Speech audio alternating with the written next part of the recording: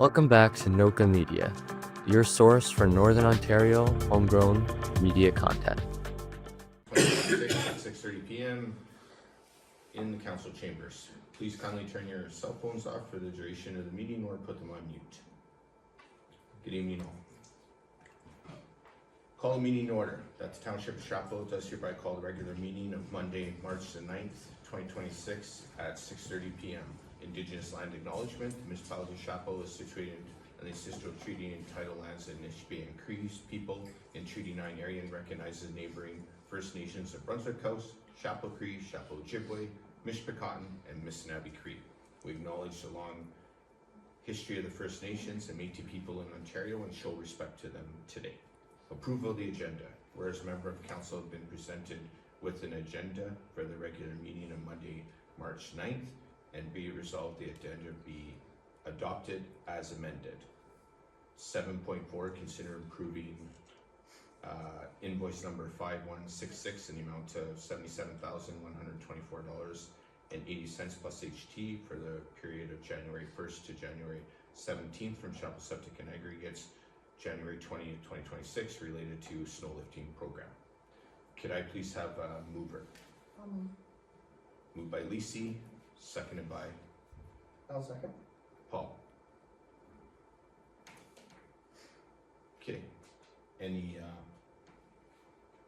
comments? Hearing none, all in favor? Carry.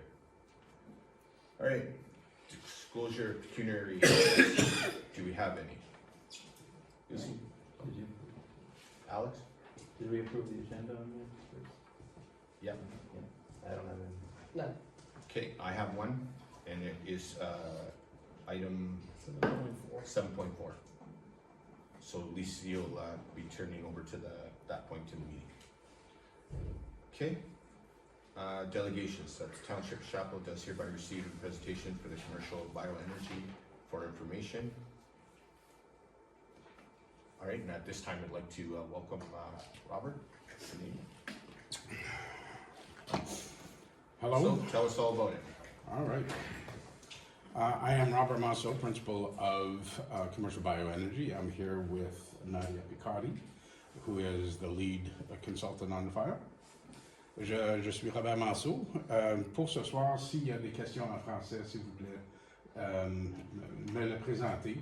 On a la présentation en anglais, mais elle est disponible en français si vous le voulez. D'accord? So, I'm glad to be here again. The last time I was here, we were presenting the concept of a district heating in the community of Chapleau. At that time, we had submitted some assistance with the Green Municipal Fund to explore the viability and feasibility of establishing a woody biomass heating centralized system. Basically what that means is what we have one boiler, and that boiler feeds all of the buildings, and we'll go into some details tonight, but essentially we create hot water. That hot water is distributed to the 7 buildings that are targeted, and from that we reduce cost and create economic value in the community. So I do have a presentation here tonight, and I wanted to go through the introduction of the feasibility study that we did. We've been working on this project now for almost 18 months. And in that 18 months, we have did a lot of analysis of the buildings that are in consideration, as well as the environmental requirements, the financial requirements, the economic findings, and so on and so forth. And I'd like to go through this process tonight with you so that I can present to you at the conclusion of my presentation is to table a letter of intent and a heat offtake agreement for the municipal buildings that are considered within this project, and at that time give you the opportunity to consult internally as well as with your legal departments and all of that kind of stuff to see if we can advance this project to the next level. And the next level is implementation. So we're at a point right now where we've done the studies, we've done the analysis, we've got the options on the land, we've got wood agreements in play and everything like that. So we're at a point right now where we could conceivably begin the process of building this facility sometime in June or July of this year. So, which is really, really exciting for us anyways. So, the idea here was, can converting 7 public buildings from fossil fuel heating to biomass be possible, financially beneficial, and sustainable? And the answer is yes. We were able, through our analysis and our approach, to indicate that the buildings that are relying upon propane and heating oil, converting to locally sourced biomass. So the wood comes from Chapleau. The wood comes from Green First Mill. And we have the ability, and we just signed a long-term agreement with Green First to ensure that we would have the fiber that would be available to fuel this plant on a long-term basis. And we negotiated with them to make sure that this project would not impede any other project that Green First is exploring. And that's important to note because they are looking at a lot of options. But we are a tiny, tiny piece of their overall wood availability. And they really like the concept that what we're talking about, because it also has social value for them in going forward, because this plant at Chapleau would be actually the first in Northern Ontario. So we can use it as a demonstration pilot project and use it to leverage other communities in the same kind of situation where we have a surplus of biomass in the community to be able to be used locally to create jobs, create value, and to create savings. So through our analysis, we wanted to be able to demonstrate, and what we've done, what we engaged with, is all 7 buildings, not only yours here, but the hospital, the 2 school boards, the EMS building, the medical clinic building. We went and we analyzed the total usage of their existing energies going forward. And there's 4.2 million kilowatts of power requirements. So we wanted to be able to see if there's enough volume for the economies of scale to justify the capital investment in this project to be able to make it go forward. And our highlights is that the average cost per liter of heating oil is $1.64. Well, I think we all agree that that's going to be a little bit more in about 2 months and next year. So there's significant value in the place. And then when compiled together, the average cost per kilowatt right now is 15 cents across the board, all buildings, which may not seem like a lot of value or a lot of cost, but it's significant when you're looking at the total usage of the energy used for heating in this community, or these 7 buildings. On the technical findings, the plan, we used the technical findings because what we did is we went in and we looked at all of the energy consumption requirements of all of these 7 buildings and tried to design a facility that would not only satisfy these buildings, but also provide sufficient volume of available thermal energy to ensure peaks and valleys are always in play. So the installed capacity that we are looking at is 3 megawatts. So to put that in context, that's the same size as the cogen that's at the mill right now. The difference is that the mill cogen was built 20 years ago. The technology that they have there is probably about 46 to 47% efficient. The boilers that we're bringing into here are 93% efficient. A huge, huge difference. And the way that we are structuring this is that we're not going with one massive boiler. We're going with 6 500 kilowatt boilers. So we basically adapt the heat needs based on the demands coming in from the 7 buildings. So at peak, last week, would be all 6 boilers would be running. So whereas today, you probably only got about 4. And the way that this works is that we heat the hot water in reservoirs, they're called buffer tanks, and we modulate the boilers to maintain a very specific temperature inside the buffer tanks that gets distributed based on pumps and demand of the individual buildings. So everybody gets an individual meter, everybody has an independent cycle source, and we pump the water. It's actually glycol, so it doesn't freeze if we have a problem. But we pump that energy into the heat exchangers in each of the buildings, and that creates that environment. And inside the individual buildings, we have independent zones. So you can have one zone that is at 62 degrees and you have another one that is 92 degrees because of whatever needs are in that specific zone. So we have 16% margin to account for increase or decrease. The historical building the historical consumption is 4.3 megs.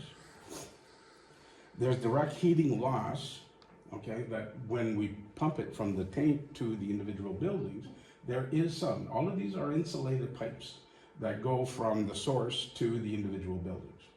But there's still loss because we can go up to 1.5 kilometers. We don't have that here. I think the longest line that we have is about 700 meters. But we have a loss in that, and that's incorporated within the engineering design to make sure that we don't have a gap in the approach. We have the capacity to operate 8,000 hours a year, although that's a long time, but that's running full tilt during June, and it's pretty rare that we'll have a very June bad environment. Nevertheless, the capacity is there to be able to operate. And we need 15,000 cubic meters of wood. Now, that wood comes from the mill. It is dried material at roughly 25% moisture content. We can also use chips, but because if we're using chips, then we've got a situation where we have to burn more wood to account for the 50% moisture content. But the machines are built for that. They're approached, and we have the ability to blend on site to make sure that we've got the best fuel mix for the machines at a given time. And that 15,000 metric tons is a contract with the mill, and that contract is long-term and ensures that we have the capacity. However, let's say that something happened to the mill, and the mill fell, and it was 7 months before it reopened. We have the capacity to be able to bring in unmerchantable timber from the forest area, the pine line or the rolling millet, and grind our own wood to be able to feed our system. Our project is 20 years. That's a long time. That would, in the last 20 years, there used to be 3 mills here, and now down to 1. So we need to account for the possible changes that will come over time in this environment to ensure that we have an uninterrupted fuel source to go forward. And we have that. We confirm that the fiber is available. We confirm that the metrics are available. And the more important piece here is that all of the fiber that we get are SFL certified or FSC certified forest fiber, meaning that it is already deemed sustainable by the MNRF and the forest management organizations that process it. In the environmental findings, we had a very important meeting just actually last week that we had requested an opinion from the Ministry of Environment to ensure that the systems that we have, they're all certified CSA, they're all certified Canadian for installation, all of that is fine. But we wanted to make sure that we fell into a permitting process that was accelerated. And there's 2 types of permitting process. There's the EA process that a mine would go through, and that takes years and costs an insane amount of money. Or the EASR, which is a registry that allows us to post the findings of these machines so that we can ensure the safe effluents within the parameters of the Ministry of Environment requirements. And like I said, these machines are made so efficient that you don't even see smoke coming out of the top. You see vapors. So it's really, really cool. From that, we moved on to the actual GHG reductions. So this project, based on the parameters that I mentioned before, will reduce a significant amount of greenhouse emissions from the current utilization of the fuel. We are reducing it by 87%. So we're displacing 7,378 tons of carbon outside of the atmosphere, which is a significant amount. On the financial findings, the way that we structured this project is CBE, my company, accepts all responsibilities for building the capital. We go out there and we secure the capital. I provide the guarantees and so on and so forth. So there is no capital cost to the community or any of the buildings by that way. And how we've indexed our approach is that we index the amount of energy we sell to you, to each building or each owners of the buildings, by guaranteeing a 10% saving. So we index our fuel costs or operating costs based on what the current value is. So right now, let's say the arena uses propane. The propane is at $1.10. Well, let's say that at $1.10, and the price goes, so at $1.10, you're getting 9.1 cents savings, guaranteed. If it goes up, we share that gain. If it goes down, I share the risk. So that way, there's always a straight balance between the approach. You're always going to have a savings, which is important. And that saving is $100,000 a year. And it's not a small amount. 100 grand a year, and on the life of the project, it's $2 million. That gets reintroduced back into the community and the operations of these buildings and the owners of those buildings. We are promoting this thing on the economic findings that this is a circular economy. We're using waste that's right now in play, and everybody's seen that pile. We want to be able to reduce that. We want to be able to reduce the transfer of that to I'm just trying to figure out what a better word for dump is. Refuge, there you go. So we are avoiding that. We are providing local economic growth. We have to create jobs in the community to be able to operate this. These systems are autonomous. They're not independent. So we have to have local service providers that we source out by community contractors and engage them in maintenance contracts, in fuel supply and delivery contracts, and things like that. And then the energy security. You will never run out of wood. So in that environment, we are assuring that there is a energy security to the provision of thermal heat to the 7 targeted buildings. So what happens now? So we went through this whole exercise. We invested a significant amount of money to make sure that we're understanding what we're doing. And we are at stage 1, which was the feasibility study, done. We are now at stage 2, the financing, procurement, and feed. Feed was satisfied. We got the wood.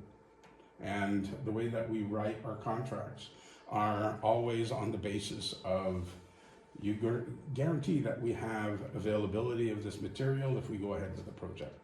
And it's the same thing with the heat offtake agreements. We're looking for a letter of intent. If that letter of intent, the conditions are met, and those conditions are permitting, financing, and configuration, then we go ahead to the heat offtake agreement. We ratify that, and we go for the next 20 years. We have also an option on the land. So negotiations have occurred. We see KCP for the purchase of land near the hospital. And if you can go to the next one, that'll give you an idea of where. Do you have the land overlay? No. Okay. So if you're looking down at this map here, on the extreme left you have the hospital. To the right of that is the high school, and below that to the right is the Trillium School, and after that at the bottom is the arena, and to the far top is the water treatment facility, and in between is the EMS building. So combined we're looking at 7 buildings. We have secured an option on the lands that cover from I believe it's, I don't recall the name of that road. Broomhead Road, all the way down to, what's that first road there?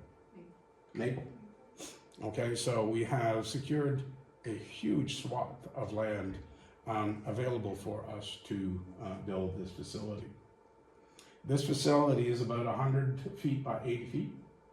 And if on the left-hand side there, you see the main boiler structure, and on the left of that, you see the electrical components and grid formation, and at the bottom of that are the buffer tanks that we provide heat to the buffer tanks prior to its distribution to the individual buildings. Then we go into the timelines of our rollout plan. And this is an example of a heat project. This was done in Tesla Tinglet in Yukon, and these are modern buildings that are pretty straightforward. We make sure that they're attractive and not just square box. So between now and May is us confirming the intent by letter of intent for all 5 owners of the buildings and targets. Once that is in place, we confirm our finance structure, and then we start to go through from June to November, which is we do the site preparation, the trenching, the buildings network, and the infrastructure required, and then we're shooting for January 2027 as the commissioning date for this project, which is a relatively quick timeline. But there's enough of a framework there so that we are making this project in the sound approach rather than just throwing stuff into the air. So just to give you an example of who runs and how this thing operates. This project is called a bioutility, meaning that it acts as a utility. And we sell the heat at a metered approach based on the formula, the economic formula of guaranteed 10% savings over the course of the 20 years. So the partners develop the energy plant, and our partners are other companies, our financial partners. And then we sell the bioutility to under these contracts over time. Then we replace the existing energy suppliers. And a very important point here is that we don't rip out any of the existing infrastructure, because one of our more important guarantees is that we will never be in a situation where we leave the target buildings without heat, regardless of our system's faults or failures. So what ends up happening is that we bring in our, let's say the Trillium School, which is already a hydronic system, meaning that the distribution of the heat occurs by glycol. Well, we connect back to the recirculating line of their existing system. So we just tap into the existing line. And then their existing system, instead of being set at 62, 63, or 64, we bring it down to 25 or 35, whatever the value is, so that their system goes to sleep. It is never taken offline. If we fail, boom, it goes down, their system triggers, and then there's always heat being generated. If we don't provide heat, you don't pay us the value. So it is pretty straightforward on the relationship between the heat distributor and the heat consumer.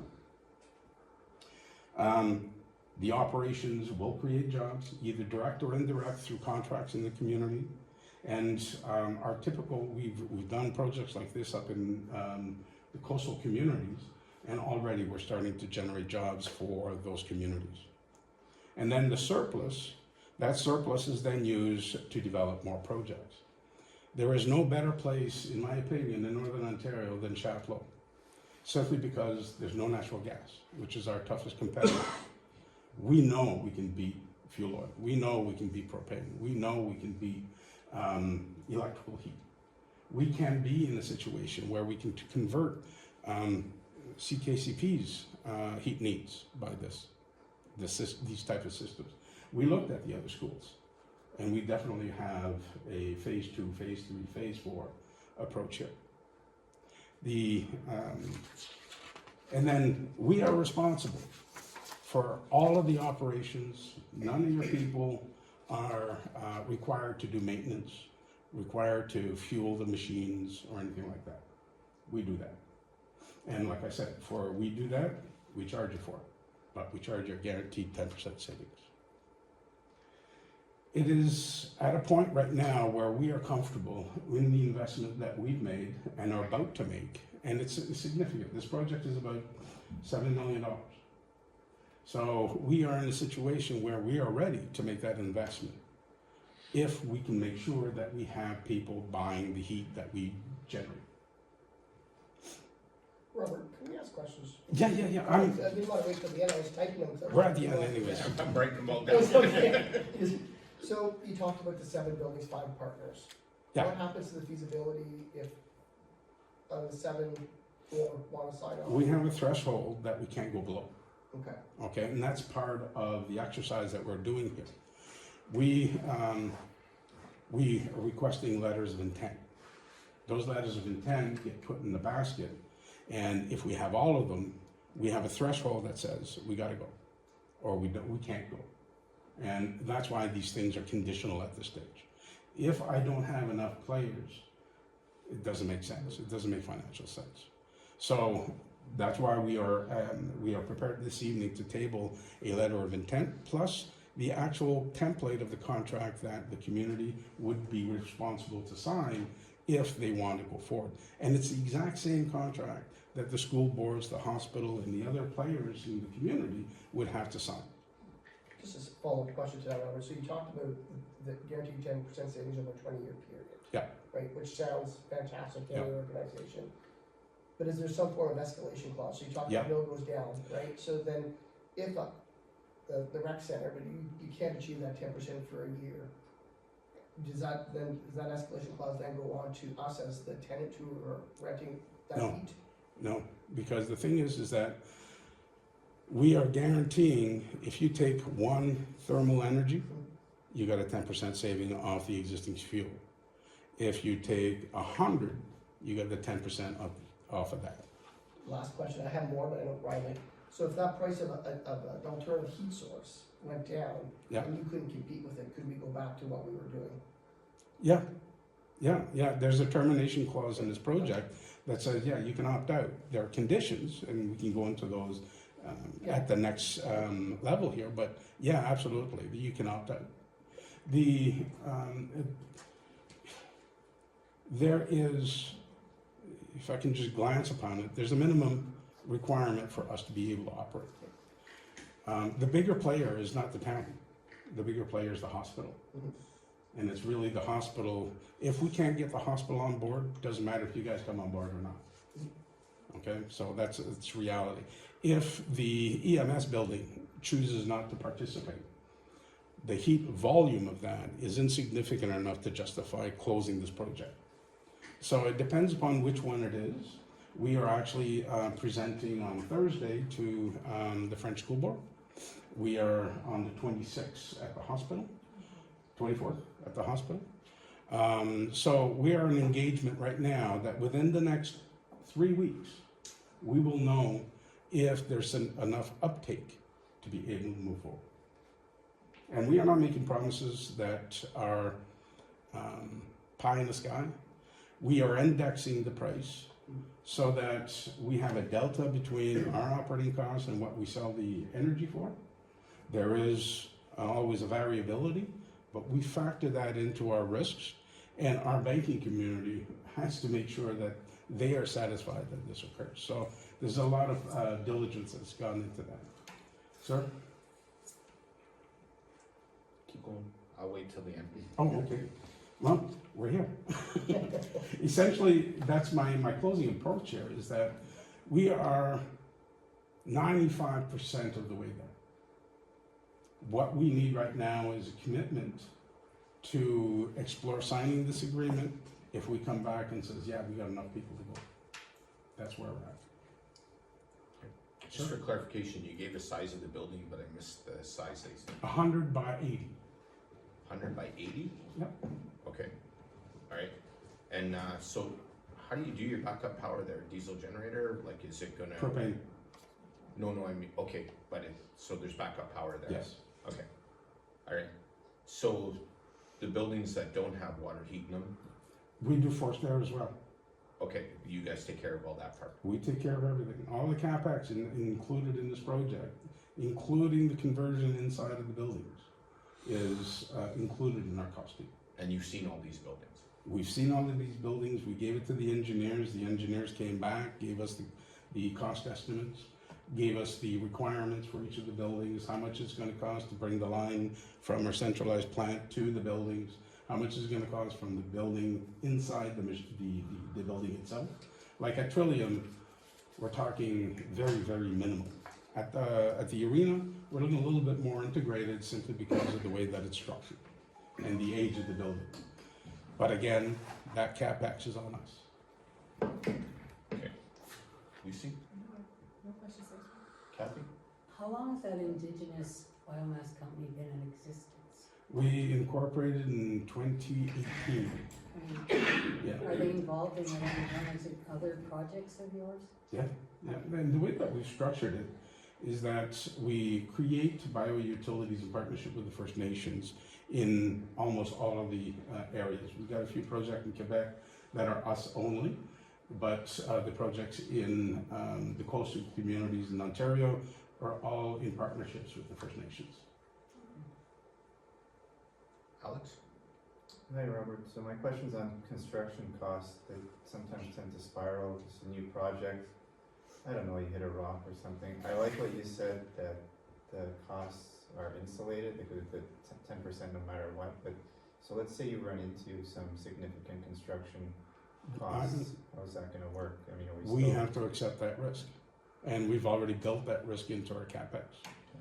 We don't expect to run into significant, because the building is a slab on grade. The most contentious risk that we have right now is the trenching part, which is going to about 4 to 6 feet, depending on the location. These are insulated pipes, depending upon the trunk line. Trunk line is 4 inches, and then it goes out and then spiders out to the individual buildings. We don't know what's underneath the ground right now. But the beauty about this is we've got up to 1 kilometer. So we run into I kept that off. A rock. Well, we can divert. We can go around it. So we do have some latitudes in that approach. The CapEx for the machinery and all of that has been fixed. The building costs were actually going to be going out. We've already requested budgetary pricing from construction companies, so we're comfortable with what came back. And we've built in contingencies in-house to make sure that that is okay. So that might include blasting through rock during the construction process? Yeah, well, we have made some allowances for it, but like I earlier mentioned, our approach is more diverting around those kind of circumstances than drilling right through. Last one then, on the full-time job front, how much do you estimate for in the community? Full-time equivalent, 1.5. Thank you. And I say full-time equivalent because, quite frankly, these machines are controlled from my phone. They're that sophisticated. We put a Starlink right on top of it, and we have a control center in Timmins. That control center receives inputs from our existing machines in the Gaspé region, in Moussigny, Moose Factory, and we are able to see exactly what's going on, temperature, pump volumes. And then if there's an error code of something, that's why we need to have somebody local to be able to dispatch and say, oh, okay, we got to replace a sensor. Well, go replace that sensor. You'll have it on a shelf and create that job. I think that's what you did say at the last presentation was, one guy on site is all you need. And Yeah. that was at the Yeah. previous levels. Yeah, and the movement of the fiber is going to be contracted out. We're talking about a dump truck, and that dump truck is going to be just made available to contractors in the community on a bidding process. And because it's literally just going to get wood at the mill, it's already been processed, and bringing it and dumping it in our walk-in floor system. And the walk-in floor system is, you've seen all the chip trucks. Just think of that, but fixed. And it just keeps moving and moving and moving until it finds its way into the individual boilers. The only last question I have, Robert, is letter of intent. Yeah. I think it's important we understand what you're asking council for and what time frame is. Like, what is in that letter of intent that you're looking for? We brought a sample of that for you. Did you want me to go through it in the public session? No, I just want to make sure that we know the timeframes, and I don't know if you've done past due diligence, but it might not be a fair question for you. No, our letter of intent is very, very basic. Okay, at this point, we are stipulating that these are the conditions on how we approach this project, how we're going to make it to the next project. We are not asking you to sign the heat offtake agreement right now. Okay, that's not fair to you guys and not fair to me, because I want to have the ability to say, okay, well, we only got 2 out of 7, we need to pass. Yeah. So the letter of intent stipulates that these are the conditions, the terms that we would enter into should we go to the next level. Okay, the term of the agreement, which is a 20-year agreement with out clauses in it, the escalation clauses that are throughout, the termination clauses, and so on and so forth. And then it also deals with the confidentiality, the consummation of the transaction should these conditions be met, so on and so forth. This is kind of boilerplate stuff.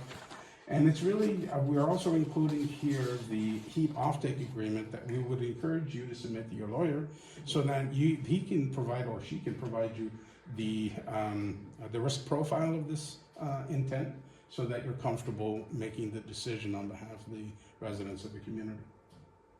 I'd like to be able to get to a letter of intent within 3 weeks. The further we go further out, the more we're in a situation where we're delaying our commencement should it occur. I just want to, go ahead. What kind of contract would you have with the mill, like concerning the wood? Is it a 20-year contract or? We have actually 4 levels of fuel that comes in. The easiest one is the mill, okay?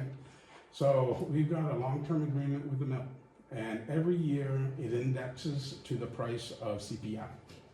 So there's an escalation clause with Green First that says, okay, next year we got a 4% CPI increase. Well, we have to pay 4% more. But we're comfortable with that because everything moves at the same rate.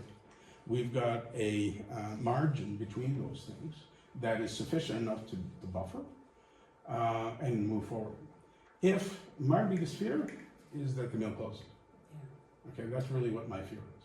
So we've priced our wood and the minimum cost of inputs based on us going in force to get the unmerchanables and bringing the unmerchanable, processing them for ourselves. That is a higher cost, I don't want to get there, but we've got that option to be able to move forward so that we're not in a situation where, hey, sorry guys, the mill closed and we're done. And my bankers wouldn't like that either.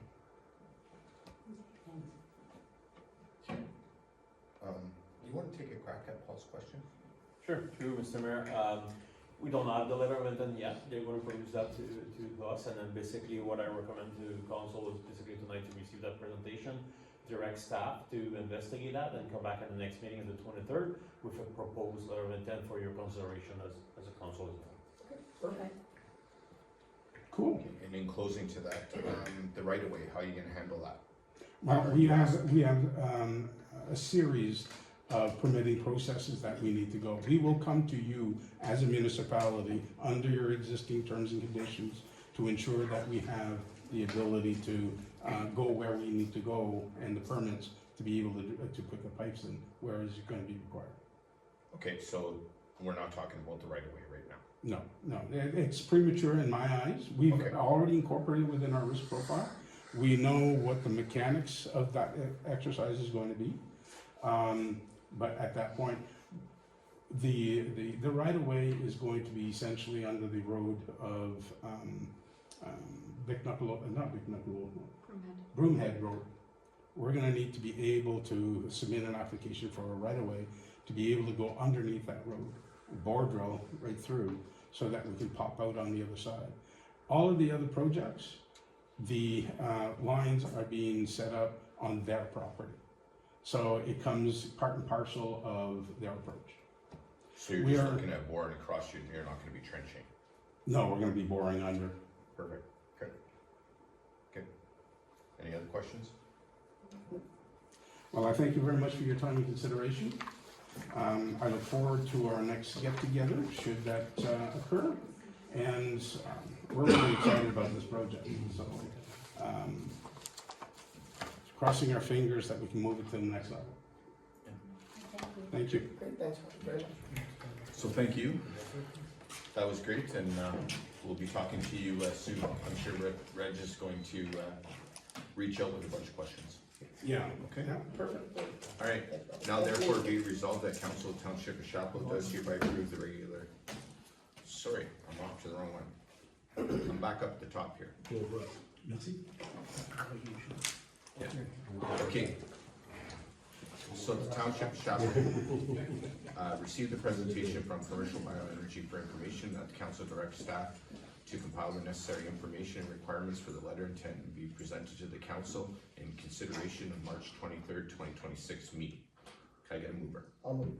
Moved by Paul, seconded by I'll second that. Alex. Any further discussion? Hearing none, all in favor? Carried.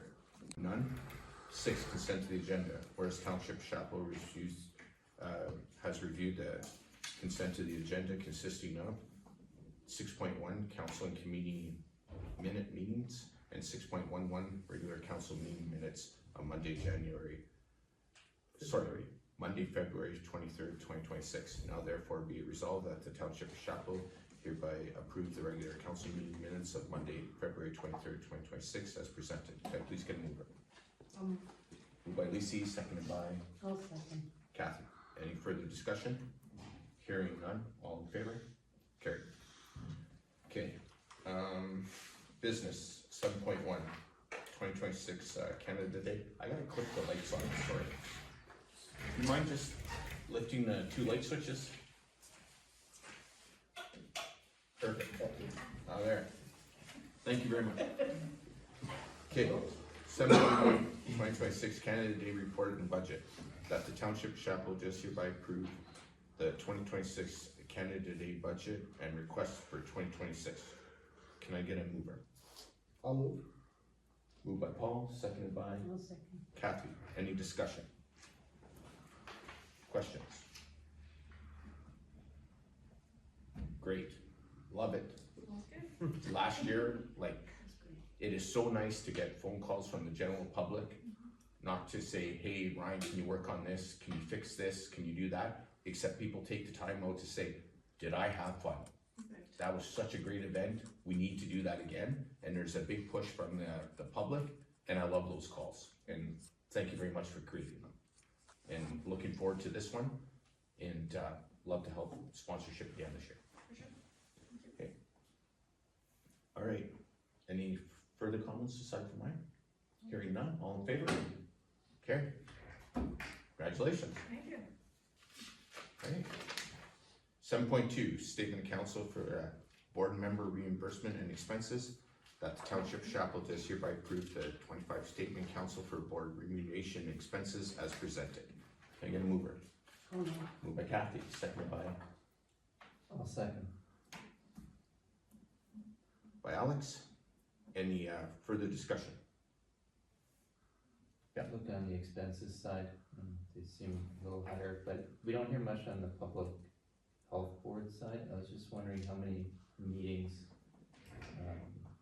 out of town for our public health rep.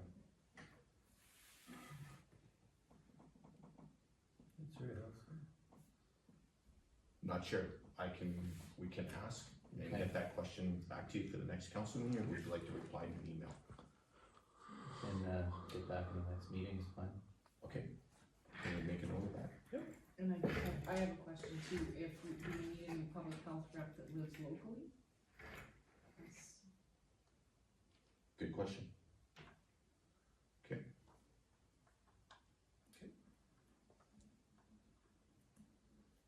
Any other questions? Okay. Nothing on any other fronts? Hearing none, all in favor? Carried. Okay, 7.3, declaration of surplus equipment, fire department breathing apparatus, that Township of Chapleau does declare the used breathing apparatus air compressor surplus, and that the council does authorize public works manager to list the used breathing apparatus air compressor for sale on govdeals.ca. I'll move. Moved by Paul, seconded by I'll second. Lisi. Any discussion?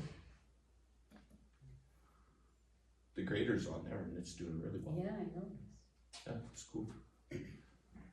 None other? All in favor? Carried. Okay. And I'll have to leave the room for this one. Pardon? I got Give it, that sheet to her. I got it. It's gone. Oh, you got it? Oh, Yeah. One step ahead of you. that's good.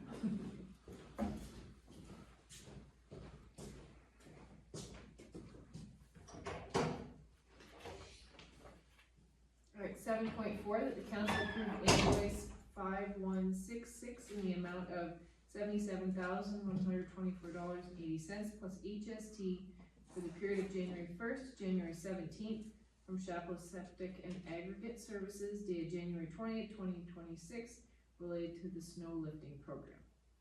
May I have a mover? I'll move. I'll second. All in favor? Any questions or comments first? Yeah, so just compared to last year, is there any change in this contract? I don't know, do you have the figure from last year to compare it to? Is it comparable? So through you, Mayor, this is not a contract, that was the equipment that was hired to do, to clean up after the major storm that we have at the end of December.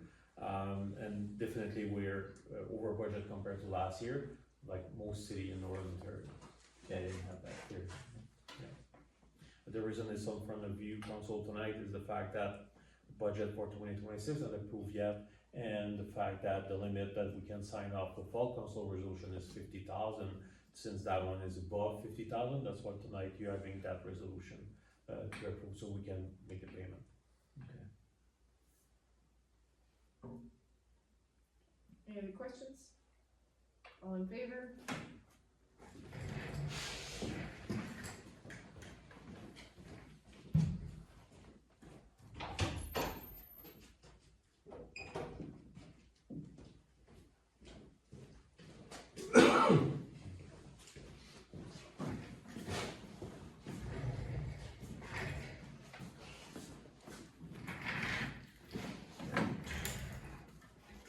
Accounts payable, Township of Chapleau does hereby receive, for information, accounts payable listing amount of $755,869.46 for the period ending March 5th, 2026. Could I get a mover?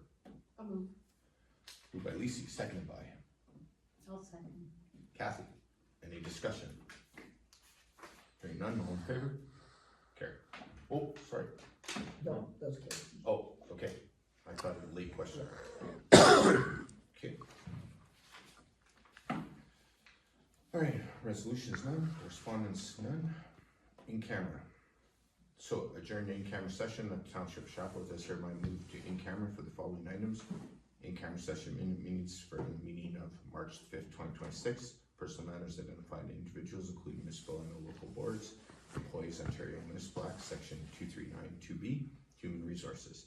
Advice and subject of legal solicitor, 11.3, advice that is subject to solicitor and client privilege, including communications necessary for the purpose pursuant to Ontario Municipal Act, Section 2392F, legal advice.